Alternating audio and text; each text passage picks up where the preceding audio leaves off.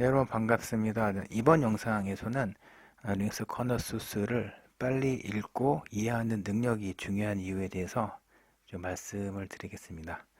실전 프로젝트를 진행하다 보면 다양한 코드를 분석하는데요. 뭐 어떤 분은 여러 분이 작성한 커널 드라이버 코드를 주로 분석하시는 분도 있고, 어떤 분은 이제 하드웨어 애더테이션 레이어라 그러는데 할 코드를 주로 분석하시는 분도 있고요. 어떤 분은 뭐 다른 이제 업체 개발자가 작성된 코드를 분석하는 경우가 있는데, 근데 커널 드라이버 코드를 분석을 하다 보면 리눅스 커널 소스 코드를 분석을 할 일이 굉장히 많고요. 그 상황에 따라서는 음, 프로젝트 매니저가 기술 조사를 해달라는 요청을 해올 때가 있거든요. 이럴 때도 리눅스 커널 소스 코드를 분석을 할 때가 있습니다. 이번에는 실전 프로젝트에서 리눅스 커널 소스 코드를 좀 빨리 분석을 해야 되는, 알아야 되는 그런 네 가지 사항에 대해서 좀 말씀을 좀 드릴게요. 첫 번째 사항은요, 이제 프로젝트 매니저가 최근 리눅스 커널 소스 트리에 업데이트된 새로운 기술에 대해서, 새로운 기능에 대해서 기술 조사를 해달라는 요청을 해올 때가 있습니다. 이런 상황에서는 관련된 패치를 먼저 잘 분석을 해야 되는데, 근데 리눅스 커널에서 최근에 최신의 업데이트된 그런 기능은요, 상세한 기술 문서가 없는 경우가 많습니다. 뭐 블로그라든가 혹은 여러 가지 뭐 세미나를 통해서 어떤 새로운 기능에 대해서 이제 설명하는 그런 컨텐츠가 있을 것이라고 기대할 수가 있는데, 사실 그런 경우는 거의 없습니다. 거의 패치 형태로 배포가 되기 때문이거든요. 그래서 커널 코드를 어느 정도는 그 구조와 어떤 전반적인 그 데이터 스트럭처에 대해서 좀 알고 있어야지 이런 패치를 잘 이제 파악하실 수가 있습니다. 두 번째는요, 가끔 보면 그 최신 리눅스 커널 소스 트리에 반영된 뭐 성능을 개선할 수 있는 패치라든가 혹은 크래시 패치를 현재 여러분이 개발하고 있는 소스 트리에 좀 반영해 달라는 요청을 받을 때가 있습니다.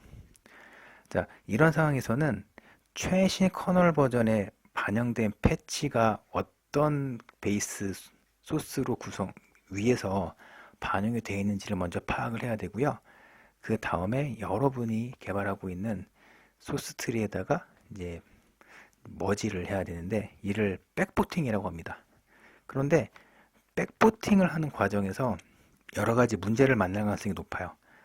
왜 그러냐면 뭐 최신 리눅스 커널 소스 트리에 반영된 그런 패치가 이제 어떤 뭐 A란 파일이 있다고 가정을 한다면, 현재 여러분이 개발하고 있는 리눅스 커널 소스에는 A란 파일이 없는 경우가 있어요. 이럴 때는 해당 파일이 어떤 과정으로 바뀌었는지를 좀 파악을 하고 난 다음에 해당 패치를 반영을 해야 됩니다. 만약에 리눅스 커널 소스 트리의 구조가 바뀌어서 코드 패치를 반영할 수 없다 라는 그런 이야기를 프로젝트 매니저에게 해야 될 때도 있는데요. 이럴 때는 이제 적절한 논리와 그 이유를 얘기를 해야지 어느 정도 납득을 하거든요. 아무튼 그래서 백포팅을 해야 되는 상황에서도 리눅스 커널 코드를 빨리 읽고 이해하는 능력이 요구가 됩니다. 세 번째로는 약간 비슷한 상황인데요. 실전 프로젝트를 진행하다 보면 이제 git merge를 진행하는데, 보통 그 프로젝트를 진행하면 뭐 SOC 업체라든가 다른 배포판 업체가 이제 구현한 어떤 그 소프트웨어 버전, 큰 마일스톤 버전을 그 현재 지금 진행하고 있는 소스트리에다가 이제 긴 머지를 하는 그런 과정을 거치는데요. 긴 머지를 하다 보면 어떤 현상을 겪냐면 이제 컨플릭이 생기죠. 컨플릭이 생기는데 리눅스 커널 뭐 BSP나 뭐 드라이버 개발자 분들이 보통 리눅스 커널 소스 트리 전체에 대해서 이제 컨플릭을 잡는 역할을 맡게 되는데, 근데 컨플릭을 잡으려면 해당 리눅스 커널 소스 코드의 구조라든가, 그리고 컨플릭이 왜 생겼는지를 면밀히 파악해야지 컨플릭을 수정을 할 수가 있어요. 근데 가끔 이제 컨플릭을 수정하는 과정에서 제대로 코드를 수정하지 못해서 대형 사고를 저지르는 경우가 있거든요.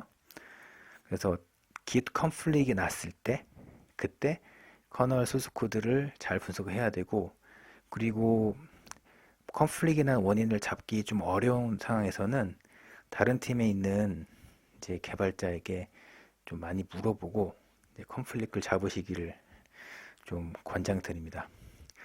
제가 사고를 친 적은 없는데 주위 개발자들이 git 머지를 하다가 대형 사고를 치는 경우를 종종 봤어요.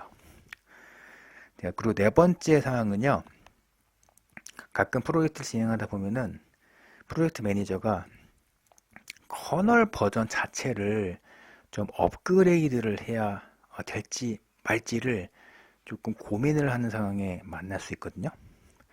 그러니까 프로젝트를 진행하다 보면은 다양한 요구사항을 충족해야 되는, 만족시켜야 되면서 진행해야 되는데, 근데 뭐 어떤 특정 기능을 이제 구현하기 위해서는 어떤 버전 이상의 리눅스 커널 버전이 적용이 돼야 된다라는 피드백을 받을 때가 있어요.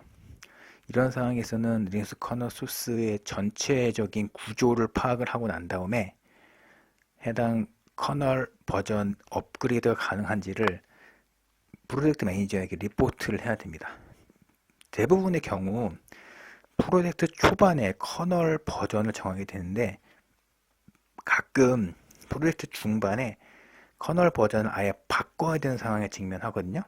이럴 때는 업무 로드가 굉장히 많이 늘어나게 되는데, 이때 소스 코드, 리눅스 커널 소스 코드의 전체적인 구조에 대해서 잘 알고 있어야지 커널 소스 코드, 커널 소스 버전을 아예 업그레이드 할 수가 있습니다. 이번 영상에서는 리눅스 BSP, 리눅스 디바이스 드라이버 개발자들이 전체적인 리눅스 커널의 소스 트리에 대해서 잘 알고 있어야 되는 이유에 대해서 좀 말씀을 드렸습니다.